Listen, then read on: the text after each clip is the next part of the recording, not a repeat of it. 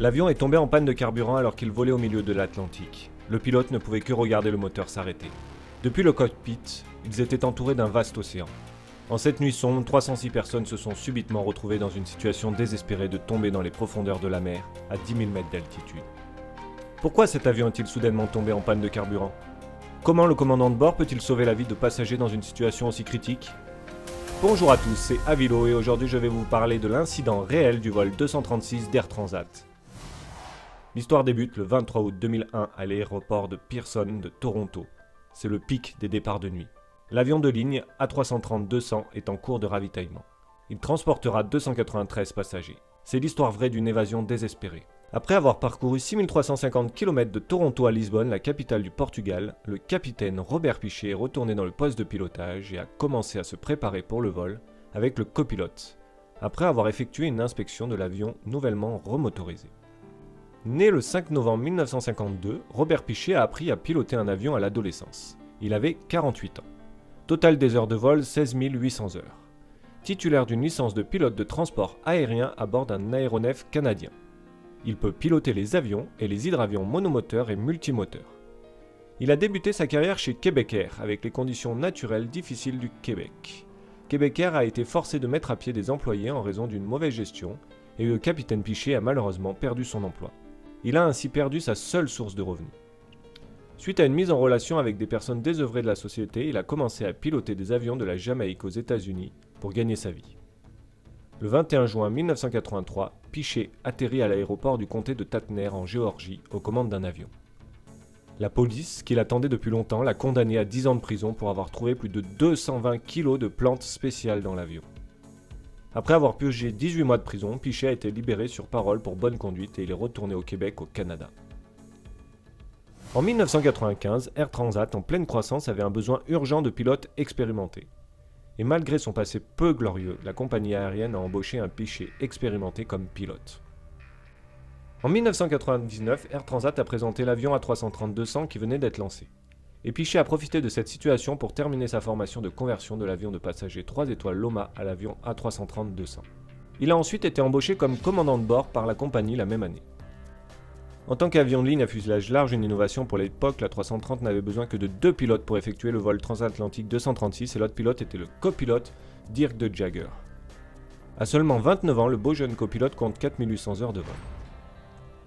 Un an avant l'incident, il avait suivi une formation pour la modification de l'A330 et avait maintenu un bon dossier de vol depuis le vol de contact. À 20h52, heure locale de Toronto, le vol 236 d'Air Transat a décollé avec 46,9 tonnes de carburant.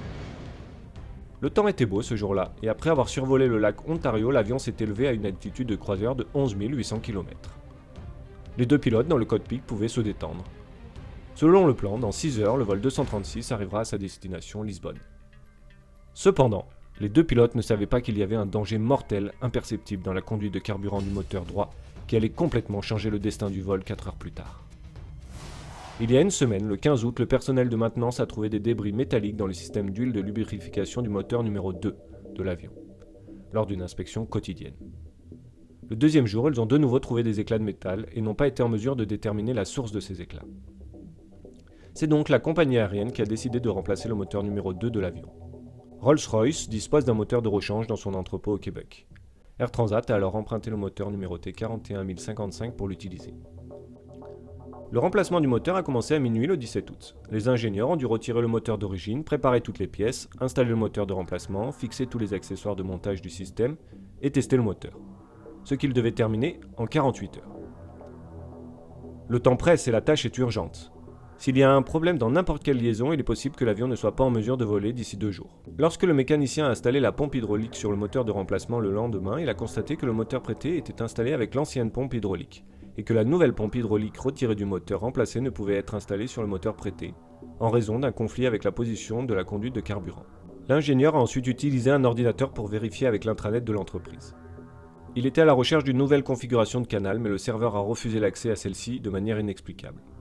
À ce moment-là, le remplacement avait pris beaucoup de retard par rapport au calendrier initial. La pompe hydraulique ne peut être installée en raison du conflit de canalisation. Elle peut être installée seulement s'il change légèrement la canalisation.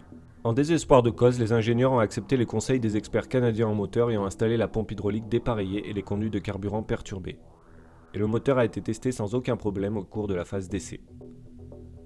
En raison de la fin de semaine, il n'y avait pas d'agent de contrôle de la qualité sur place.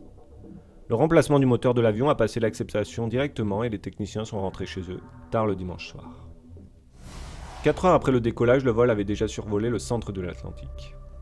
Il a été découvert lors d'une inspection de routine des paramètres des instruments de l'avion un élément étrange. Côté droit de l'avion, la quantité d'huile dans le moteur est beaucoup plus basse que dans le côté gauche. La température de l'huile et la pression de l'huile ne sont pas normales. Après avoir consulté le manuel, l'équipage n'a trouvé aucune information sur cet élément anormal. Ils ont l'obligation de contacter leur hiérarchie. Ils ont contacté par radio le centre de réparation pour obtenir de l'aide. Après étude, les ingénieurs ont informé l'équipage qu'ils n'étaient pas non plus au courant de la cause de l'anomalie. Après discussion, les membres de l'équipage ont réfléchi. Comme les autres données du moteur sont tout à fait normales, et que seuls les indicateurs d'huile sont anormaux, il est probable que le problème soit à l'origine d'une valeur erronée du capteur. En réalité, ce signal inhabituel a été causé par une fuite de carburant sur le côté droit du moteur. Bien que l'ingénieur qui a installé la conduite hydraulique dépareillée et les conduites de carburant ait laissé suffisamment d'espace, un frottement a tout de même eu lieu durant les 5 jours précédant le décollage. À cause des vibrations à haute fréquence générées par le moteur, une rupture par fatigue de la conduite de carburant a entraîné une fissuration en forme de L d'une largeur de 2,5 mm. Une demi-heure avant que l'équipage ne découvre l'anomalie d'huile, le carburant du réservoir droit a été partiellement coupé du moteur avec une fuite vers l'extérieur.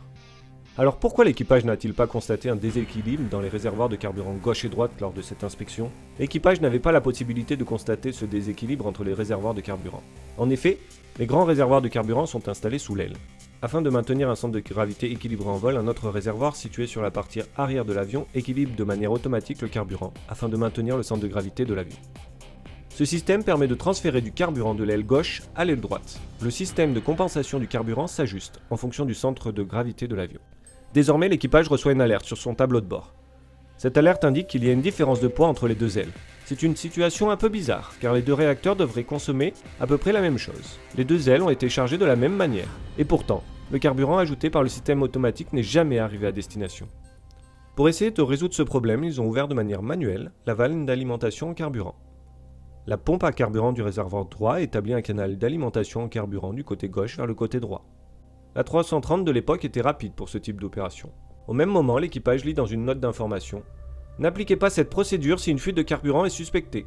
Reportez-vous à fuite de carburant. Utilisez le compensateur de gouvernail pour obtenir un cap constant et un manche neutre si vous constatez une fuite de carburant. Le transfert de carburant n'a lieu que si l'angle de flexion est égal ou supérieur à 2 degrés. Je vais vous remettre un peu de contexte. À cette époque, en cas de déséquilibre de carburant dans l'avion, le pilote n'était pas tenu de soupçonner que l'avion avait une fuite de carburant. Le capitaine Pichet n'est donc pas allé dans cette direction. Il a dû résoudre les problèmes indiqués sur son tableau de bord, c'est-à-dire un problème d'huile. Avant l'ouverture de la vanne, un seul réservoir perdait du carburant. Désormais, le carburant du réservoir gauche fuit également. Bien que la 330 était un avion très avancé pour l'époque, il n'y avait pas d'avertissement clair pour les pilotes sur les fuites de carburant. Et c'est bien dommage. Comme le commandant Pichet suspectait tout de même une fuite de carburant, il a demandé aux agents à bord d'observer les ailes gauche et droite de l'avion pour détecter toute fuite depuis la cabine. Mais comme il était tard dans la nuit, il était difficile d'observer l'extérieur. De plus, le carburant fuyait de l'intérieur du moteur en raison de cette fuite interne. Les agents à bord n'ont pas pu voir que l'avion perdait du carburant. L'équipage a alors informé le commandant qu'il n'y avait pas d'anomalie lors de l'inspection visuelle. Comme il y a tout de même une anomalie sur le tableau de bord, le copilote a proposé une idée. Nous devrions tout de même effectuer une procédure de fuite de carburant. Cela oblige l'avion à réduire l'activité des pompes du côté de la fuite. C'est ce qui a été fait.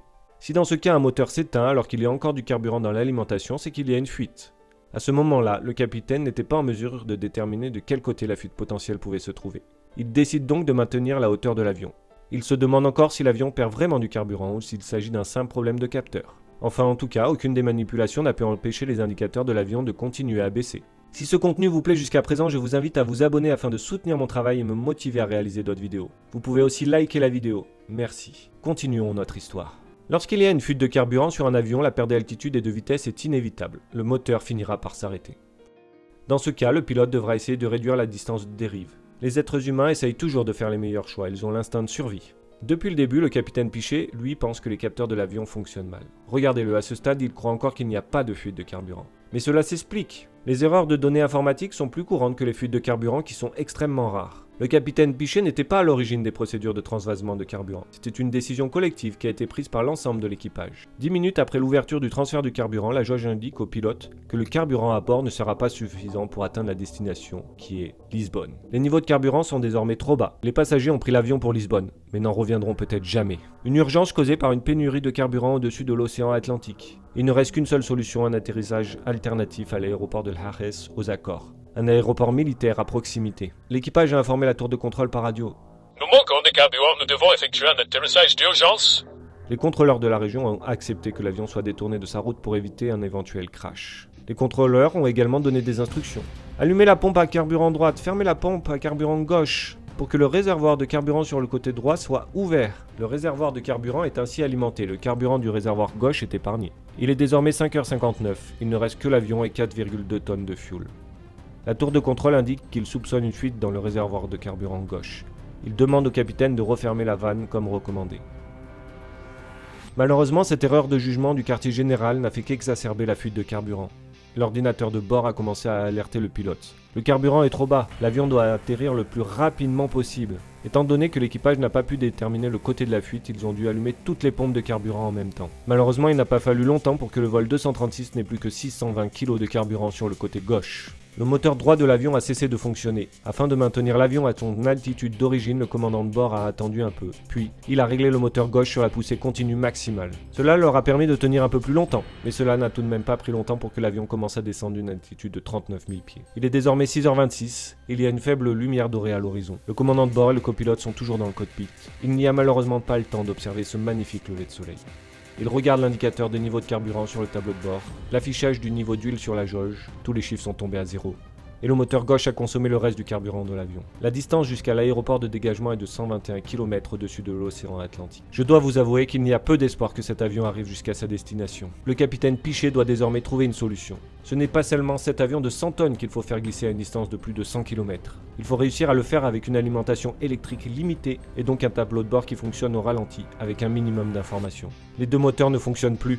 Le commandant active les freins en poussée inverse, il effectue un contrôle de suralimentation et autres systèmes clés. L'avion a désormais plus ou moins perdu toutes ses fonctionnalités. Sous forte pression, la main gauche du capitaine Pichet, serrée, tient plus qu'un simple joystick d'avion.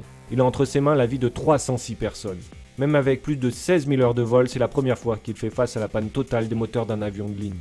L'avion ne réussit pas pour le moment à planer correctement. Dans cette situation, le contrôle de la vitesse est le problème le plus critique lors de la descente. Le commandant de bord essaye de descendre le plus lentement possible. Il essaye d'amener l'avion à l'aéroport militaire. Derrière lui, 293 passagers sont à bord et 13 membres d'équipage. Sous le commandement de l'officier, des préparatifs sont faits en vue d'un atterrissage forcé dans l'Atlantique. Les masques à oxygène sont sortis. L'hôtesse de l'air effectue de nouveau une présentation du fonctionnement. À l'intérieur, par les hublots, les passagers peuvent voir l'aube apparaître à l'est. L'avion vole au-dessus de l'océan, sans fin, avec très peu d'espoir. Une descente lente, vers l'océan. Chaque passager a le temps de se refaire le film de sa vie. Certains ont peur, d'autres livrent des confidences et des secrets jamais révélés. Le bruit du vent frotte le fuselage. Le son est particulièrement bruyant. Le vol 236, avec l'aide de la tour de contrôle, arrive à 8000 nautiques de la piste 33. L'avion est descendu à 13 000 pieds, environ 4000 mètres. C'est encore beaucoup trop haut. Le capitaine Pichet sait qu'à cette hauteur, il risque de louper la piste d'atterrissage. C'est très élevé par rapport aux atterrissages normaux, mais c'est pour le vol 236 une excellente nouvelle. Au moins, ils ont beaucoup d'espace pour continuer de réduire la vitesse de l'avion. Cela permet également au capitaine de pouvoir bien repérer la piste. Le commandant effectue diverses manipulations afin de réduire la vitesse de l'avion, notamment en effectuant des cercles. L'équipage a abaissé le train d'atterrissage pour augmenter la traînée, ce qui a permis à l'avion de descendre plus rapidement. Après un cercle assez grand, le capitaine Pichet dirige l'avion vers la piste 33 de l'aéroport. Piste qu'il a retrouvée après ce grand tour. L'avion est encore trop haut et trop rapide. Le commandant de bord n'a pas utilisé la méthode de descente rapide pour réduire l'altitude. Parce que l'avion accélère lorsqu'il pique. Le commandant de Pichet a préféré utiliser la méthode dite de serpentin pour réduire un maximum la vitesse mais également la hauteur. L'expérience des passagers n'a pas été très agréable. Ils ont vacillé, de gauche à droite. Ils avaient l'impression d'effectuer un tour de montagne russe dans les airs. Après ces mouvements violents, l'avion a visé la piste à une vitesse de 220 nœuds. Un avion non motorisé n'a que très peu de chances de réussir son atterrissage à cette vitesse. L'avion a une vitesse de 75 nœuds supérieure à la normale. La vitesse d'atterrissage reste constante. Dans le cas d'une vitesse classique, il n'y a pas de son excessif à l'entrée sur la piste. Mais ce n'est pas le cas ici pour cet avion en excès de vitesse. L'avion a dérivé sur plus de 800 mètres sur la piste avant d'atterrir. Le capitaine a immédiatement appuyé sur les freins. Mais comme le système anti-patinage ne fonctionnait plus, l'avion a commencé à déraper à gauche et à droite. La pression de freinage n'était plus suffisante pour un freinage complet. Le capitaine Piché a tout de même mis tout en œuvre pour réussir ce freinage en toute sécurité. Malgré le fait que le train d'atterrissage était en train de décélérer à pleine puissance, l'avion a subi de graves dommages. Les dommages causés à l'avion ne l'ont tout de même pas empêché de parcourir la distance restante. L'avion a tout de même fini sa course à 730 mètres à l'extrémité de la piste. Le vol 236 d'Air Transat a réussi avec succès son atterrissage forcé. 293 passagers et 13 membres d'équipage ont eu la peur de leur vie. Avec cette panne de carburant au-dessus de l'océan Atlantique, ils ont enfin pu tous sortir avec des toboggans gonflables. En vérifiant le moteur, les enquêteurs ont trouvé la conduite de carburant rompue. Les ingénieurs qui ont remplacé les moteurs ont fait l'objet d'une enquête.